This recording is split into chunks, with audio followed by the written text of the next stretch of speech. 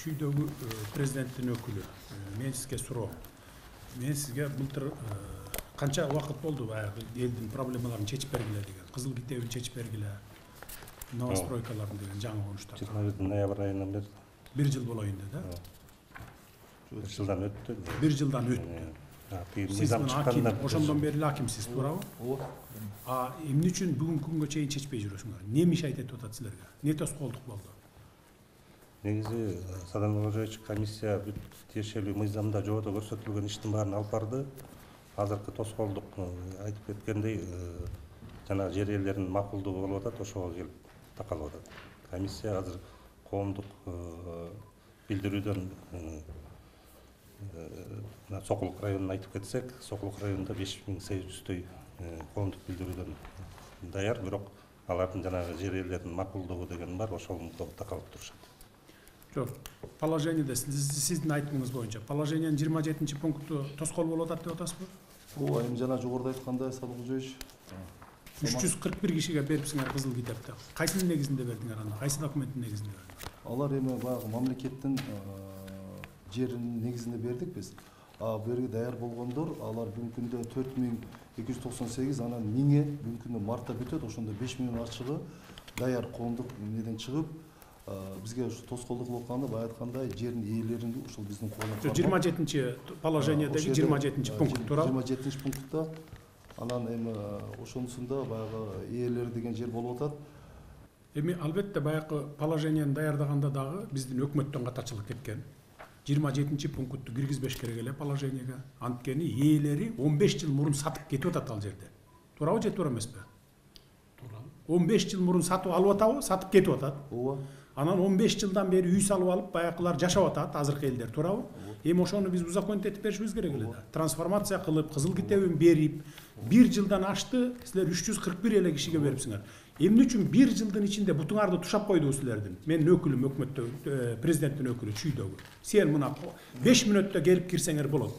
Бир алакандай кат жазып туруп кайрылсаңар болот. Мына могу 27 пунктту бизге тоскоол болуп атат. Ушул жерди оңдоп бергиле десеңер болот беле? Болот беле? 1 жылдан бери.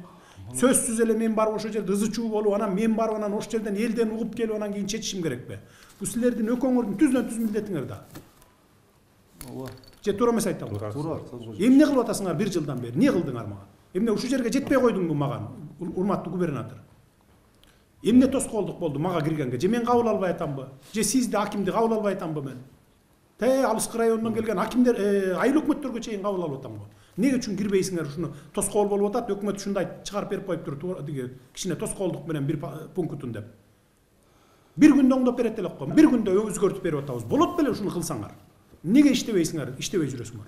Биз өкмөттө иштеген аким, губернаторлор эмес, жөнөкөй специалисттерди кабыл алып атабыз го. Проблема менен келгенде. Момундай проблема бар экен деп, бардыгы мына эшигибиз ачык кайрылып атат.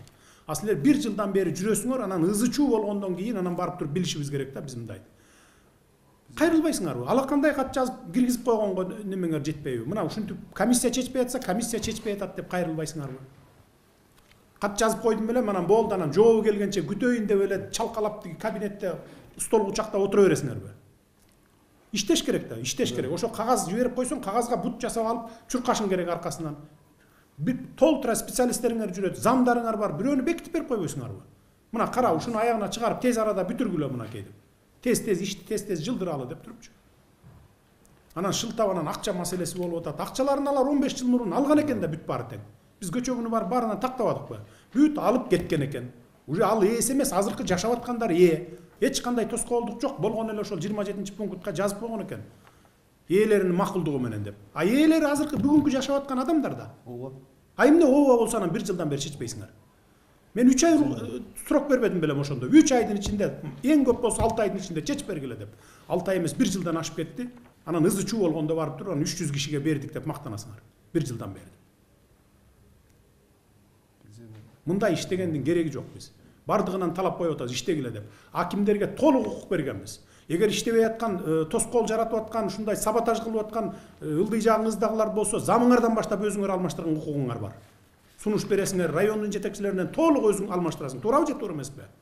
Госрегистрди алмаштырып укпай атса, кызыл китеп бергенге тоскоолдук кылып атса, бардыгын айыл өкмөттөн баштап бардыгын шыпырып туруп кайра башкасын койгон жаңы. Бул сенин укугуң толук. Мурдагыдай депутаттар шайлайт деп отурбайсың. Эмне үчүн бердик ал укукту? Оперативдүү түрдө ушундай маселелерди чечип тургула. Элдин баарын Бишкекке келбесин, ошо райондон чечилсин деп силерге укук бердик да кимдерге. Толук укугуң бар мынакей азыр. Же туура эмес айтамбы? А укугуңарды жеке кызыкчылыкка пайдалансаңар, тим эле балекеттей пайдаланасыңар. Анан элдин, мамлекеттин иши келгенде эле анан тормозит этип жылдырбай эле анан артка тарта бересиңер. Кантип болсун ушундай иш кызмат кылган? Сөзсүз түрдө ызы чуу, анан кийин барып туруп ош жерден анан президент барыш керекпи? Чечкиле да жергиликтүү бийлик, чечкиле да аким, айыл өкмөт, ага да укук берилген толугу менен. Президенттин өкүлү караш керек, куратор болуш керек, баарын координировать этип турушуңуз керек. Өзүңүз жетип барып карап турушуңуз керек. Проблема бүтүп, иш бүтпөй атса, тапшырмаларды берип, планды коюп алып, мына сен мону монча күндө бүтүргүн, сен муну 1 айда бүтүр, сен муну 3 айда бүтүр деп туруп карап турбайсыңар буларды. Эми сиз жардамыңыз менен бүтүрүп атабыз, эми калган деле бүтүрөбүз. Акылбек Сөңүш дагы бизге тапшырма кайра Бүтүрбөй эле болду, болду. Бошсуңар экөөңөр. Кызматтан бошойсуңар. Ажыңар жазып келди азыр.